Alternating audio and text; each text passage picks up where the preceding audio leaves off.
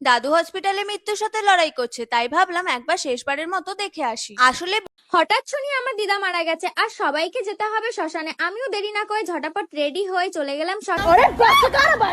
আজকে এই দুই চুলচুলি মামুনিকে নিয়ে কথা বলবো, যাদের ভাইরাল হওয়ার নেশা এত পরিমাণে চুলকাচুলকি করে, কামড়া কামড়ি করে, ভাইরাল হওয়ার ভূত মাথার উপর চড়ে নাচানাচি করে। দিদা মারা গেছে জানা সত্ত্বেও এর কোনো দুঃখ নেই, কষ্ট নেই। দিদাকে নিয়ে শ্মশানে যাচ্ছে, এই মামুনি সেজে গুজে সেটা নিয়েও ব্লগ বানায়। হোয়াটসঅ্যাপ, কি ভাই হে, কেমন আছেন? সাধারণত দেখা যায় মানুষ বিয়ে বাড়ি বা অনুষ্ঠান বাড়ি গেলে সেজে গুজে যায়, আর এই মামুনি শ্মশানে গেলেও সেজে গুজে ব্লগ বানিয়ে নিজের ট্যালেন্ট দেখায়। যেখানে একটা মানুষ মারা গেছে আর কোনোদিন ফিরবে না, এটা নিয়ে কোনো দুঃখ নেই, শোক নেই, হাসি খুশিতে সেজে গুজে ব্লগ বানাতে নামছে। হঠাৎ শুনি আমার দিদা মারা গেছে আর সবাইকে যেতে হবে শ্মশানে। আমিও দেরি না করে ঝটাপট রেডি হয়ে চলে গেলাম শ্মশানে। কারণ এরকম টপিক তো আর দ্বিতীয়বার পাবে না, তাই শ্মশানের ব্লগ বানিয়ে নিজের ট্যালেন্ট প্রদর্শন করছে। এই ডিজিটাল সময় মানুষের বুদ্ধি ও চিন্তা ভাবনা অনেক ফাস্ট। বর্তমান সময়ে বিভিন্ন রকম কন্টেন্ট দেখি, তাই বলে কি শ্মশানের ব্লগ দেখতে হবে? আমার দিদা মারা গেছে আর সবাইকে যেতে হবে শ্মশানে। আমিও দেরি না করে ঝটাপট রেডি হয়ে চলে গেলাম শ্মশানে। আর চলো আমার দিদা মারা যাওয়ার আর শ্মশানের ব্লগটা তোমাদের সাথে শেয়ার করি। এটা আশা করি নাই। আর এদের কাছে কি আর ভালো কন্টেন্টের আশা করা যায়? ছাগলের কাছে কি হাল চাষের আশা করা যায়? যেখানে মানুষ প্রতিনিয়ত কোয়ালিটি কন্টেন্ট তৈরি করার জন্য চেষ্টা করে, আর এরা এই সমস্ত কন্টেন্ট বানিয়ে নিজেদের কোয়ালিটি ডাউনফলের দিকে টানা হাঁচড়া করে ভাইরাল হওয়ার নেশায়। মানুষ ভাইরাল হওয়ার জন্য কি না করে, এই মামুনির ব্লগ না দেখলে হয়তো বুঝতেই পারতাম না। হঠাৎ শুনি আমার দিদা মারা গেছে আর সবাইকে যেতে হবে শ্মশানে। আমিও দেরি না করে ঝটাপট রেডি হয়ে চলে গেলাম শ্মশানে। আর মানে ভাইরাল হওয়ার জন্য শ্মশানের ব্লগও করতে পারে। এই সমস্ত বস্তা বসা বুদ্ধি যে কোথায় রাখে, যতদূর সম্ভব হাঁটুর নিচেই রাখে। তাও মনটা কেমন করছে দিদার জন্য। খুবই কষ্ট হচ্ছিল আমার দিদার জন্য, যে দিদা দুনিয়া ছেড়ে চলে গেল। হ্যাঁ, আমরা বুঝতে পারছি তো তোমার চোখে মুখে দুঃখ কষ্টের ছাপ, তোমার ভেতর বস্তা ভরা দুঃখ, তাই তো হাসি খুশিতে সেজে গুজে ব্লগ বানাচ্ছ।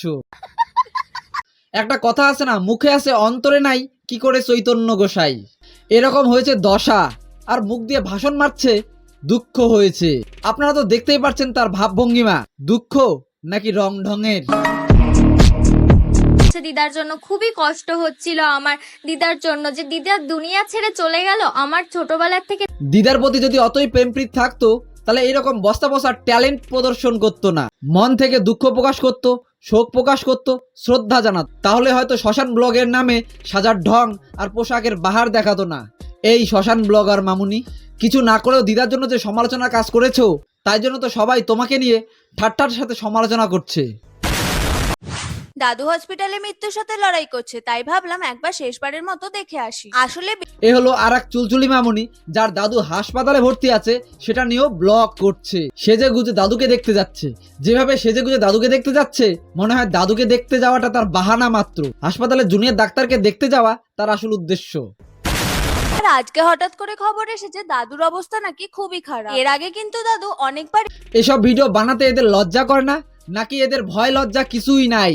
মানে ক্যামেরা পেলেই সেজে গুজে ব্লগ বানাতে শুরু করে। মানে বিচার করে না কোনটা নিয়ে ব্লগ বানালে মানুষ খারাপ বলবে আর কোনটা নিয়ে ব্লগ বানালে মানুষ ভালো বলবে। কমসে কম এটা জানা উচিত ছিল যে এভাবে কুখ্যাত হওয়া যায়, কিন্তু বিখ্যাত হওয়া যায় না। যাচ্ছি শুধু একটাই কারণে, কারণ দাদুর সাথে কাটানো ছোটবেলার অনেক ঘটনা আছে। তবে একটা মজার বিষয় কি, দাদুর প্রতি যদি অতই ভালোবাসা থাকে, তাহলে এত রংচং দেখানোর দরকারই পড়ে না। সাধারণভাবেও দাদুকে হাসপাতালে দেখতে যাওয়া যায়। দেখুন শোভা মজা গুয়ার সাজ না সাজলেও হয়। দাদুর প্রতি সত্যিকারের ভালোবাসা থাকলে মানুষকে না দেখিয়েও দাদুকে ভালোবাসা যায়। মানে অতিভক্তি চোরের লক্ষণ। নিজের নিজের দাদুকে সবাই ভালোবাসে, ঢাকঢোল পিটিয়ে বলার দরকার পড়ে না বোধহয়। হাসপাতালে দাদুকে দেখতে যাওয়া বাহানা মাত্র। এই টপিকটা নিয়ে ব্লগ বানিয়ে ভাইরাল হওয়া তার আসল উদ্দেশ্য ছিল। তাই তো ব্লগে দেখা যায় দাদুকে হাসপাতালে দেখতে যাওয়ার নামে রংচঙের বাহার। গাইস, ভিডিওটা কোন অংশটি আপনাদের ভালো লাগলো নিচে কমেন্ট করে জানাবেন। ভিডিওটা ভালো লাগে লাইক কমেন্ট শেয়ার করবেন। পেজে নতুন হয়ে গেলে পেজটা ফলো করে দেবেন, চ্যানেলটা সাবস্ক্রাইব করে দেবেন। দেখা হচ্ছে নেক্সট ভিডিওয়ে। চলো বস।